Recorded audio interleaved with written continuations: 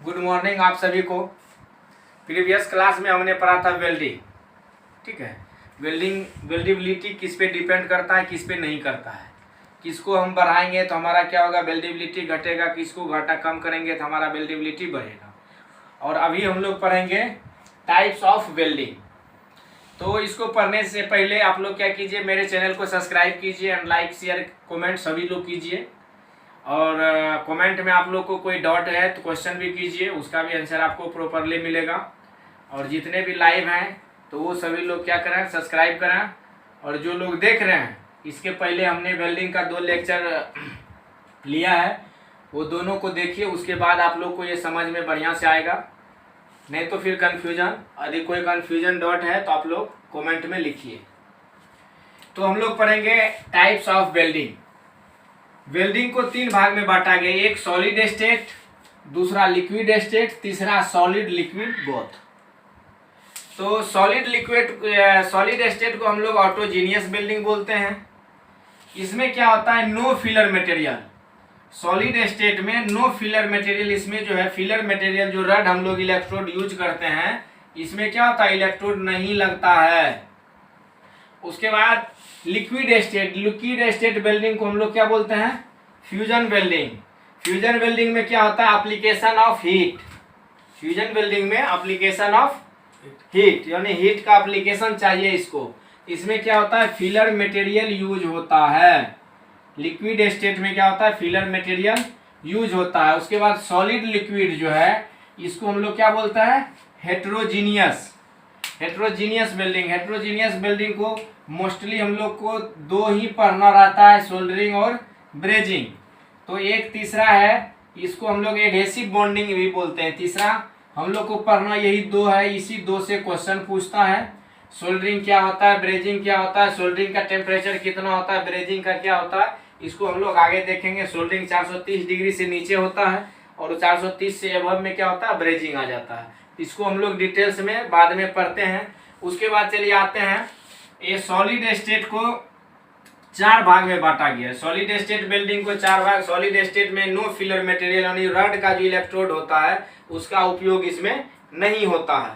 तो 4 भाग में बांटा गया। एक होता है कोल्ड वेल्डिंग, दूसरा फ्रिक्शन वेल्डिंग, तीसरा फोर्ज वेल्डिंग और चौथा होता है डिफ्यूजन वेल्डिंग। उसके बाद देखिए, कोल्ड वेल्डिंग को 3 भाग में बांटा गया है, pressure welding, explosion welding, ultrasonic welding.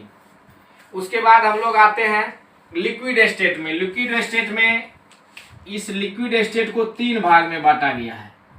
पहला arc welding, chemical reaction welding, उसके बाद रेजिस्टेंस वेल्डिंग। रेजिस्टेंस वेल्डिंग जो होता है, इसको भी हम लोग क्या बोलते हैं, ऑटोजीनियस। जो भी ऑटोजीनियस होता है उसमें फिलर मटेरियल की जरूरत नहीं होती, फिलर रड की जरूरत नहीं होती ऑटोजीनियस वेल्डिंग में।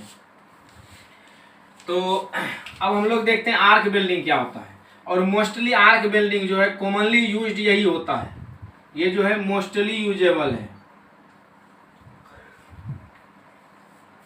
मोस्टली यूजेबल वेल्डिंग यही है। और इसका जो टेम्परेचर होता है, इसका टेम्परेचर जनरली 5500 से डिग्री सी से 6000 डिग्री सी, और किसी बुक में आपको मिलेगा 6000 डिग्री सी से 7000 डिग्री सी। आप वहाँ ऑप्शन देख के मार सकते हैं, 55 से 6000 कोई बुक देता है, कोई 6000 से कहीं भी आपको 7000 मिलेगा। तो यहाँ पे घबराने की बात नहीं है। आप लोग को यदि ऐसा क्वेश्चन आता है तो आप लोग ऑप्शन देखिए, ये 2 में से कोई एक ऑप्शन ही रहेगा। या तो एक्यूरेट डाटा रहता है, कहीं मिलेगा ABC में 5500, ऐसे ऑप्शन रहेगा 5500, B में 4500, C में 3000 और D में मान के चलिए नोट दिया हुआ है। तो आपको यहाँ दिख रहा है कि 5500 है, तो हम क्या मारेंगे वहां पे 5500। वो ऑप्शन देखने के बाद आप लोग को पता चल जाएगा। तो चलिए, आर्क वेल्डिंग को फिर 3 भाग में बांटा गया है। आर्क वेल्डिंग को 3 भाग में बांटा गया है, शिल्डेड आर्क वेल्डिंग, उसके बाद प्लाज्मा आर्क वेल्डिंग, उसके बाद सबमर्ज्ड आर्क वेल्डिंग। तो ये सबमर्ज्ड आर्क वेल्डिंग जो होता है ये इंडस्ट्री में यूज किया जाता है। शिल्डेड आर्क वेल्डिंग, ये शिल्डेड आर्क वेल्डिंग को क्या किया है, 2 भाग में बांटा गया है। शिल्डेड आर्क वेल्डिंग को 2 भाग में बांटा गया, एक टीग और दूसरा क्या होता है हमारा मिग। इसके बारे में भी हम लोग डिटेल से पढ़ते हैं।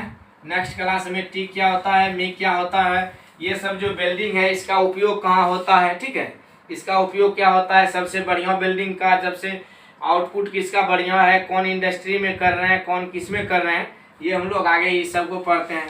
उसके बाद होता है chemical reaction building. Chemical reaction building दो प्रकार का होता है, एक होता है गैस बिल्डिंग, दूसरा होता है थर्मिट बिल्डिंग।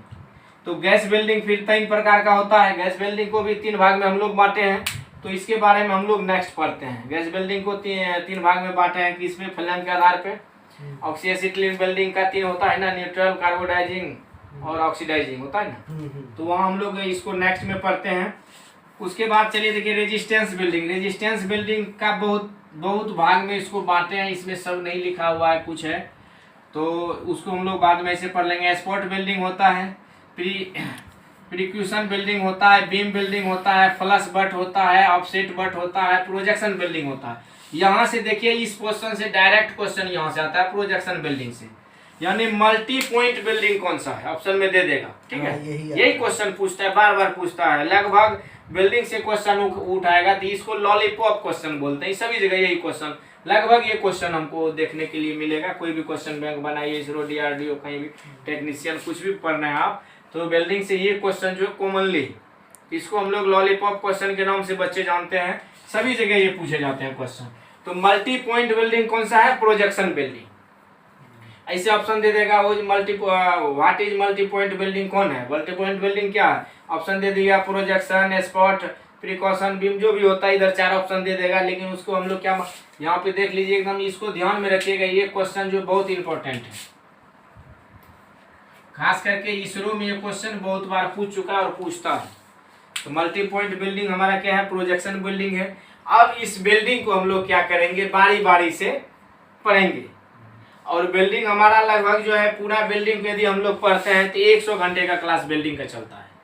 इसको यदि बढ़िया से पढ़ना है तो 100 घंटे का, इसलिए आप लोग पढ़िए आराम से, अभी एग्जाम भी कोई नहीं है, ठीक है, तो इसलिए आप लोग पढ़िए और वीडियो को ज़्यादा से ज़्यादा शेयर कीजिए और लाइक कीजिए। फिर हम लोग नेक्स्ट वीडियो में एक एक प्रकार, जो प्रकार है सॉलिड स्टेट को पढ़ेंगे, उसके बाद फिर हम लोग क्या करेंगे, लिक्विड स्टेट को पढ़ते हैं, उसके बाद फिर क्या पढ़ेंगे हम लोग, सॉलिड लिक्विड। सबसे छोटा टॉपिक यही है हमारा, सबसे स्मॉल टॉपिक जो है यही है, इसमें बहुत ज़्यादा नहीं पढ़ना है।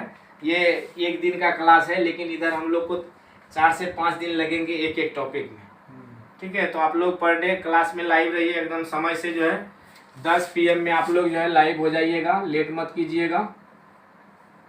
10 PM में 10 से 12 चलता है, आप लोग लाइव हो जाइएगा। और जो भी वीडियो देख रहे हैं, जो लाइव हो रहा है उसमें बिना एडिटिंग किए वो हमारा क्या होता है, डायरेक्ट यूट्यूब पे वीडियो जाता है।